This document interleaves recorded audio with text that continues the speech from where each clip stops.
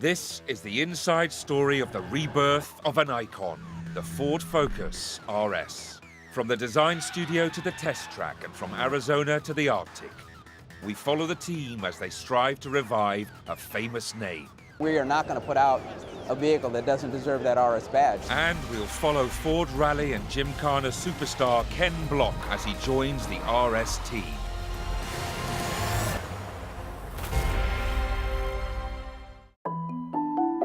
Ken and Ford's product development chief Raj Nair are in a top-secret test facility at Ford's global headquarters in Dearborn, Michigan. They're here to drive an early prototype of the new Ford Focus RS. Every Ford we try to make sure is a fun-to-drive vehicle, but we take that a step up with the Focus ST. And the RS is, really the top of that pyramid.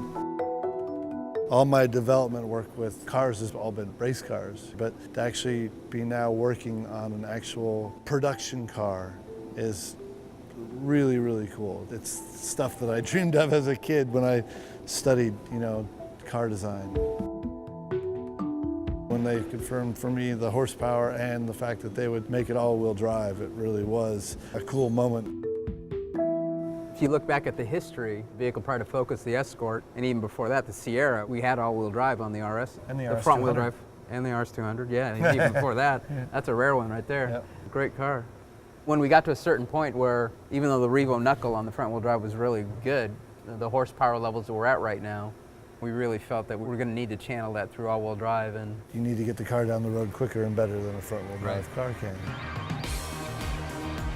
Ever since the first Escort RS 1600 of 1970, the RS brand has been synonymous with high-performance Fords from Europe, including such icons as the RS 200 and the Escort RS Cosworth.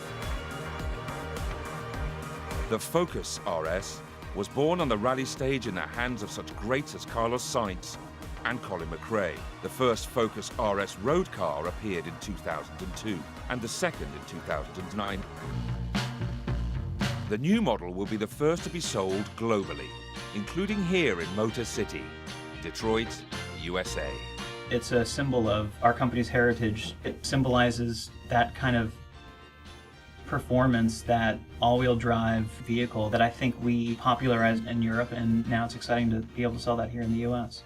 It's sort of the next chapter of performance. It's the next chapter of innovation. A mile away at the test track, Ken and Raj are preparing for their first drive of the new prototype. Who picks the camos?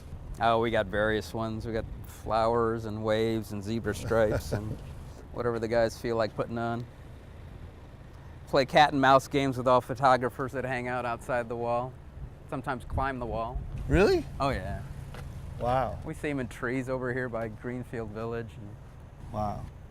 they've been starting to fly drones, so. Really? I'm not sure what we're going to do about that. Thankfully, some drones have been given permission. Every time I get in a race car, we're so focused on such a particular driving style, on particular courses, where most drivers drive with a certain ability. I'm talking about a production car, something that may work for me around this track may not work for your average driver. We want the car to reward expert drivers like you, right? But we also want it to flatter the novice. And to some extent, we want people to get out of this car and to think they're a better driver than they probably actually are. So that's a big part of the goal of the car.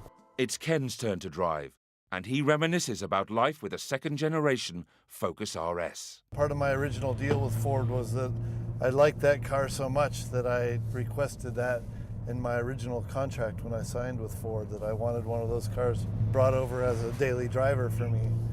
They happily obliged and brought one over for a couple years for me as a loaner, and I got to drive it around and kept it at my home in Southern California and really enjoyed that car. When I was based in Europe, I actually had a Escort RS Cosworth as my company car. We were supposed to turn them in after a year, but I never turned mine in, so they kept calling up, asking where it was, and I said I was still using it. And it was one of those that I really wish we had that car in the US. I've been a car guy since I was a young kid, and now to be a professional race car driver and be able to interact on this sort of level is an absolute dream come true for me.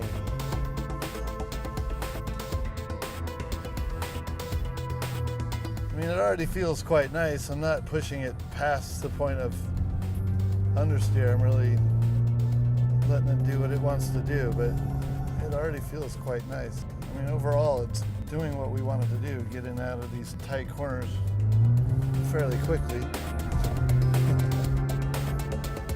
That corner is visually weird. Yeah, what the car wants to do with the line is slightly different than what it looks like it should want to do.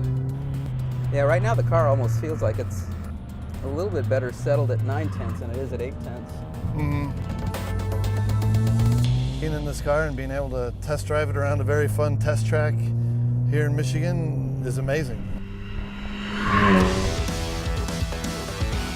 Next time, we're in Germany for a lesson in design You're all very excited if we have an RS. and a crash course in safety. Today we will do a Ford Focus RS. Bang, car has crashed.